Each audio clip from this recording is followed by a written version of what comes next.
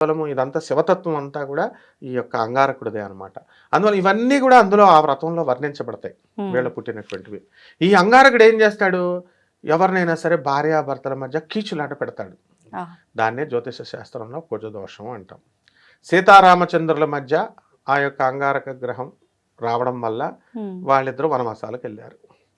ఇక శ్రీకృష్ణ పరమాత్మ భార్యాభర్తల మధ్య ఎడబాటు మనం ఎప్పుడు తీసుకున్నా శ్రీకృష్ణ పరమాత్మకి రివర్స్ గేర్లో చేస్తాడు అనమాట.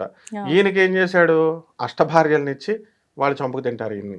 ఆ తర్వాత నెక్స్ట్ శివుడు సాక్షాత్తు శివుడే సతీదేవి మరణించిన తర్వాత వైరాగ్యమూర్తి అయి మొత్తం విశ్వం అంతా తిరుగుతాడు.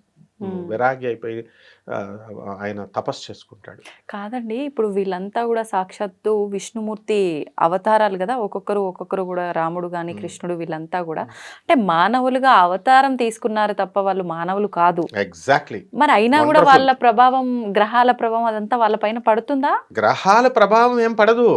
ఆ గ్రహాలకి బద్ధులై మానవులు ఉండాలి అని చెప్పడం కోసం మనకి ఉదాహరణ రోల్ మోడల్ గా ఇలా ఉండాలి అని. ఇప్పుడు లా పెట్టింది ట్రిపుల్స్ వెళ్ళకూడదు అని పోలీస్ కమిషనర్ రూల్స్ పెట్టారు. పెట్టినప్పుడు ఆయన పాటించాలి కదా, ఆయన వెళ్ళరు. అట్లా అనమాట. వెళితే పెనాల్టీ రాయని అడిగినటువంటి కమిషనర్లు ఎంతో మంది ఉన్నారు.